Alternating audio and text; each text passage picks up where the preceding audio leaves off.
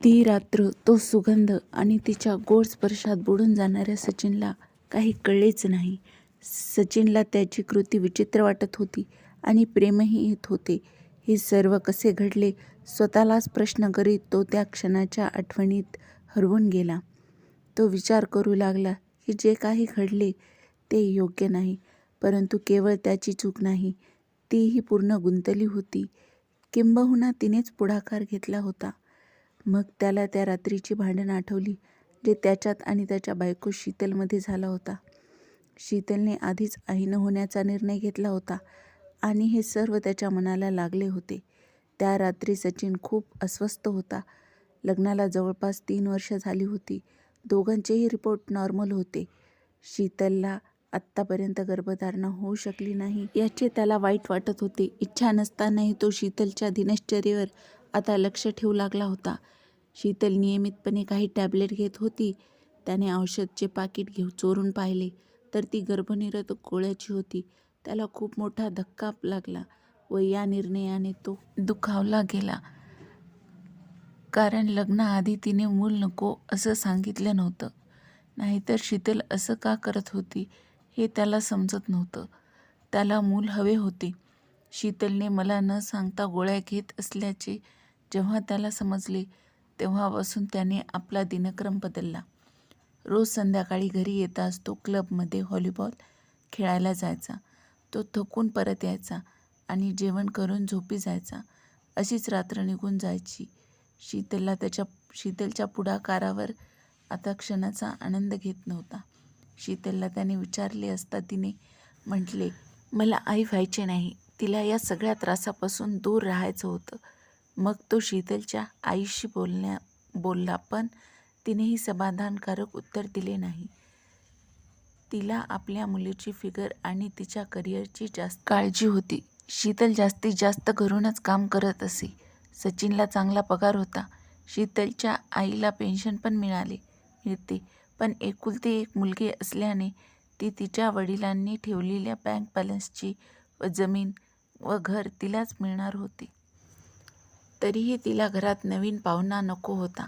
सचिन कार्यालयीन कामासाठी बाहेर जात असे. तो पुण्याला जात असताना अचानक झालेल्या अपघातामुळे पुढील गाड्या रद्द करण्यात आल्या. त्याला मधातच उतरावे लागले.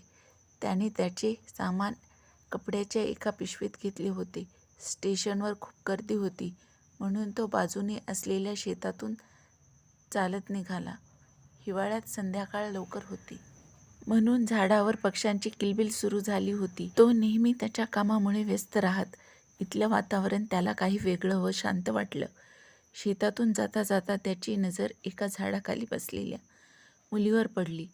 जवळ पोहोचल्यावर आकाशी रंगाचा ड्रेस घातलेली तरुणी ही सचिनसारखीच प्रवासी दिसत होती. तिच्याकडे दुर्लक्ष करून पुढे जात होता. तेव्हा तिने विचारले, मला इथे राहण्यासाठी कुठे रूम मिळेल का? या प्रश्नावरून सचिनला समजले की ते दोघेही एकाच समस्येवर तोडगा शोधत आहेत. पण तो काही पटकन उत्तर देऊ शकला नाही. त्याने सोबत ठेवलेल्या वस्तू नीट बघितल्या. एक ब्रीफकेस, एक बॅग होती. त्याला शांत बघून तिला पुन्हा काहीतरी बोलायचं होतं. तेवढा सचिन म्हणाला, मी पण रूम शोधतोय. हे ऐकून तिने उडीच मारली आणि कुबेराचा खजाना सापडल्यासारखी पटकन उभी राहिली. तिने ब्रीफकेसचे हँडल सचिनच्या हातात दिले आणि स्वतः बॅग ओढत त्याच्यासोबत चालू लागली. थोड्या अंतरावर कौलारूने झाकलेली घरं दिसत होती. तिने हळुवारपणे सचिनचा हात धरला आणि निष्काळजीपणे ती चालत राहिली. तिथे आल्यावर त्यांना कळले की एक छोटेसे हॉटेल आहे जिथे फक्त चहा आणि नाश्ताच मिळतो. तिथे चौकशी केल्यावर त्याने थोड्या अंतरावर एक हॉटेल दाखवले. तिथे रात्री राहण्याची व्यवस्था होती. आम्ही समोर गेलो. हॉटेल काय, ते घरच होते. बाहेर एक स्नानगृह होते जिथे फक्त आंघोळ करता येत होती. त्यातही दरवाजा ऐवजी पडदा होता. टॉयलेटबद्दल विचारल्यावर अम्मा यांनी दूरच्या टॉयलेटकडे बोट दाखवलं. गडद अंधारात फक्त त्याचा पिवळा दरवाजा दिसत होता. सचिनने तिला टॉयलेटमध्ये जाण्याचा इशारा केला. जेव्हा तो खोलीत परतला तेव्हा त्याने तिला नाईट सूट घातलेले बेडवर पडलेले पाहिले. चमेलीचा ओला सुगंध खोलीत दरवळत होता. तोही पलीकडे पडलेल्या रिकाम्या पलंगावर आडवा झाला. सचिन विचार करू लागला, ही कोण आहे? ती मला ओळखते का?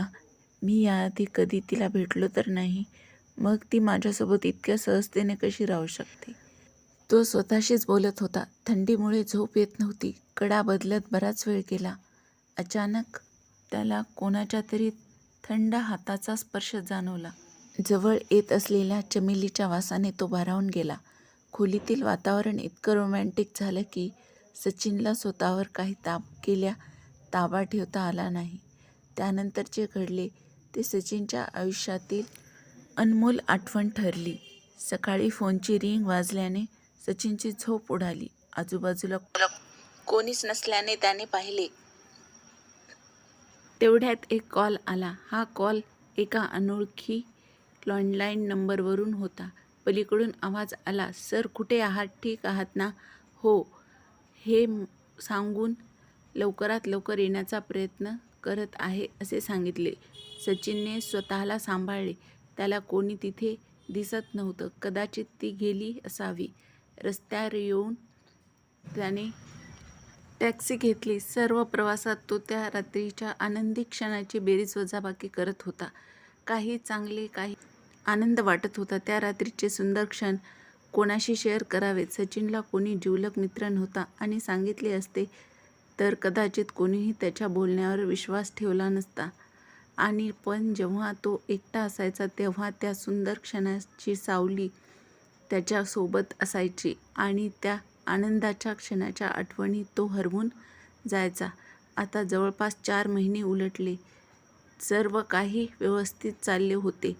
तेच कार्यालय, तेच घर, तेच बैठका, सगळं सुरळीत सुरू होतं. पण आज त्याला काम करावेसे वाटत नव्हते. सचिनकडे ना तिचा नंबर होता ना काही माहिती. 1-2दा स्टेशनवरून चौकशी करण्याचा प्रयत्न केला पण काहीही हाती आले नाही. अचानक एक दिवस ऑफिसमध्ये कोणी शिरताच ओळखीच्या चमेलीचा सुगंध सचिनला आला. सचिनने तिला आत येण्याचा इशारा केला. तिने औपचारिक संभाषण न करता सरळ सांगितले की ती गर्भवती आहे. सचिनने तिला बसवले व घरी जाण्याच्या बहाण्याने हाफ डे घेतला आणि तिला सोबत घेऊन ऑफिसमधून निघून गेला. दोघे एका रेस्टॉरंटमध्ये बसले. तिने त्याला सांगितले की ती अविवाहित आहे म्हणून तिला आता घरातून बाहेर पडणे कठीण झाले आहे. ती तिथे काम करते. तेथे माहीत झाले तर तिला नोकरी सोडावी लागेल आणि सचिनला पहिल्यांदाच आपल्या कृत्याचे वाईट वाटत होते. सचिनवर संकटाचा असा अचानक डोंगर उभा होता व तो विचार करायला लागला, ही मला फसवत तर नसेल ना? नाही, तसे असते तर तिने माझ्याकडे पैशाची मागणी केली असती. तिला सचिनला डिस्टर्ब करायचंही नव्हतं. पण होय, तिला नक्कीच त्याच्या मुलाला जन्म द्यायचा होता. फक्त तिच्यातले मातृत्व जागृत झाला होता. म्हणून अचानक सचिनला 7 जन्माच्या नात्यावर विश्वास होऊ लागला. हा योगायोग नसेल तर दुसरं काय होतं? ती अपघाताच्या निमित्ताने त्याला भेटली होती. सचिनच्या डोळ्यातलं ते सगळं तिनं कसं वाचलं माहीत नाही, जे कदाचित शीतल आजपर्यंत वाचू शकली नव्हती. सचिनला मुलाची खूप इच्छा होती. कदाचित त्यामुळेच हे सर्व घडले असावे. त्याला आपले मूल गमवायचे नव्हते. पण ती कशी माझ्यापर्यंत पोचली? तिने त्याला सांगितले की त्या दिवशी सकाळी निघताना तिने खिशातून व्हिजिटिंग कार्ड काढले होते म्हणून ती पोहोचू शकली. बराच विचार केल्यानंतर सचिनने रजेसाठी अर्ज केला. तिने सचिनला कधीही काही म्हटलं नाही किंवा दुसरी कुठलीही विनंती केली नाही. या कठीण परिस्थितीत तिचा वेळ कसा गेला असेल माहीत नाही. तिला दुसऱ्या शहरात सचिनने पोहोचवल्या व सर्व व्यवस्था करून दिली. नंतर सचिन पुन्हा तिच्याकडे जाऊ शकला नाही. अनेक वेळा मन तयार केले पण शीतलची ढासळलेली तब्येत आणि इतर समस्यामुळे तो जाऊ शकला नाही. पण फोनवर वार्तालाप घेत होता. प्रस्तुतीची वेळ जवळ आली. आठवडाभर ऑफिसच्या कामासाठी जायचे सांगून सचिन घरून निघून गेला. या सर्व गोष्टीपासून नकळत शीतल तिच्या कामात मग्न होती. एका खाजगी नर्सिंग होममध्ये तिने एका निरोगी आणि सुंदर मुलीला जन्म दिला. त्याला खूप आनंद झाला. मुलगी पाहिल्यावर सचिनला ही आपलीच मुलगी आहे यावर विश्वास बसला नव्हता. एका आठवड्यानंतर जेव्हा तो काळजीची सर्व व्यवस्था करून परत आला तेव्हा त्याला दिलासा मिळाला, कारण तो तिला पटवून देऊ शकला की जर त्याने मुलीला वाढवले तर तिचे जीवन सुरळीत आरामदायी होईलच व ती कामावर परत जाऊ शकते. आणि चांगली गोष्ट म्हणजे सचिन कधीतरी नक्कीच तिला तिची ओळख मुलीशी करून देईल या अटीवर तिने हे मान्य केले. आता मुलीला घरी आणणे ही एक नवीन समस्या होती. सचिन निमित्त शोधत होता. त्याने शीतलला मूल दत्तक घेण्याचे सांगितले. ती तयार नव्हती, पण सचिनने समजावले, आम्ही तिची काळजी घेऊ. तेव्हा तिने होकार दिला. पण शीतलने एक अट ठेवली की ती फक्त एक मुलगी दत्तक घेईन.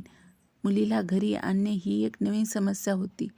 सचिन निमित्त शोधत होता. सचिनची अडचण दूर झाली. सचिनने मनूला दत्तक घेण्यासाठी प्रक्रिया सुरू केली. लवकरच मनू घरी आली. शीतल काही दिवस मनूपासून दूर राहिली आणि मग ती आपोआपच सचिनला साथ देऊ लागली. हळूहळू शीतल मनूची खूप काळजी घेऊ लागली. सचिनला कधीकधी भीती वाटायची की ती घरी येऊन शीतलला सर्व काही सांगेन. मात्र तो जेव्हा जेव्हा मनूला तिला भेटायला घेऊन गेला तेव्हा तिने असे काही सांगे नाही. तरीही एक अज्ञात भीती सचिनच्या मनात कायम होती.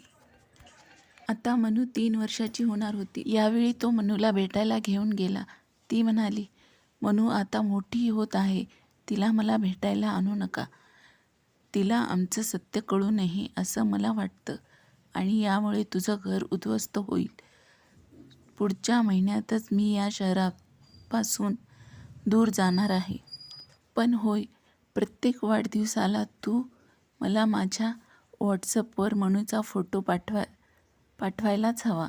सचिनच्या उत्तराची वाट न पाहता ती मनूच्या कपाळावर चुंबन घेऊन सचिनच्या आयुष्यापासून दूर निघून गेली. नकळत सचिन या नात्याच्या बंधनात आला. आजही तो प्रत्येक वाढदिवशी मनूचे फोटो तिला सेंड करतो आणि त्याला प्रतिसादात नेहमी स्माइली बॅक मिळतो.